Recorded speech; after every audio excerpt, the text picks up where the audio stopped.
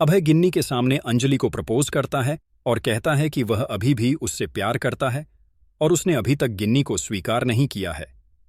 अंजलि उसे चेतावनी देती है कि उसे अपनी पत्नी के सामने किसी और लड़की से आई लव यू नहीं कहना चाहिए। उसके पिता राघव ने उसे सोचा होगा कि यह नैतिक और कानूनी दोनों तरह से अनुचित है। अभी उसका ध्यान किसी और चीज पर है।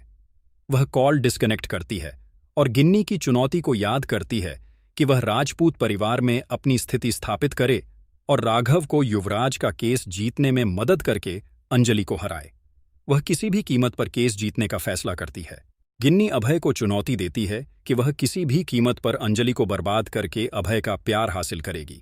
अभय उसे चेतावनी देता है कि अंजलि पर नजर डालने की हिम्मत न करे, अन्यथा उसे गंभीर परिणाम भुगतने होंगे।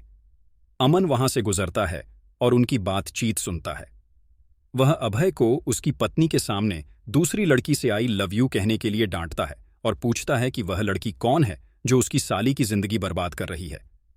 अभय उसे अपने निजी जीवन में हस्तक्षेप न करने के लिए कहता है क्योंकि वह नहीं जानता कि गिन्नी ने उसे धोखा दिया और उससे शादी कर ली और उसकी जिंदगी बर्बाद कर दी।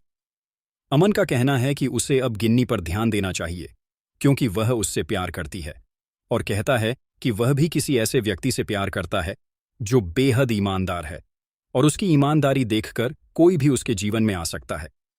वह अभय को चुनौती देता है कि वह उस लड़की का पता लगाए जो अभय के वैवाहिक जीवन को नष्ट कर रही है। राघव अपनी टीम के साथ कोर्ट परिसर में प्रवेश करता है। अंजलि उसे रोकती है और उसे जूते, शॉल, मिठाई आदि देती है। राघव पूछता है कि यह क्या है। अंजलि कहती है कि यह विदाई का तोहफा है क्योंकि उसने चुनौती दी थी कि अगर वह हार गया तो फिर से कोर्ट नहीं आएगा, इसलिए आज वह निश्चित रूप से हार जाएगा। भजन उसे अपने बॉस के साथ व्यवहार करने की चेतावनी देता है। अंजलि उसे चेतावनी देती है कि जब दो वरिष्ठ बोल रहे हों तो एक जूनियर को हस्तक्षेप नहीं करना चाहिए। वह राघव को अपमानित करना जारी रखती है। राघव उसे 5,000 रुपये प्रदान करता है और उसे आज रात मामला खत्म करने और यह सुनिश्चित करने की चुनौती देता है कि वह फिर से कोर्ट परिसर में प्रवेश न करे। गिन्नी राघव को फोन करके बताती है कि नंदिनी उसे सजाकर उसकी आरती नहीं करना चाहती। अगर उसकी आरती नहीं हुई तो वह पद्मा को शादी स्थल पर नहीं लाएगी। राघव नंदिनी से गिन्नी के कहे अनुसार करने को कहता है और कहता है कि अंजलि उसके सामने खड़ी है और उसे चुनौती दे रही है। वह जल्द ही अंजलि का करियर बर्बाद कर देगा। अंजलि अपने भारी भरकम डायलॉग जारी रखती है।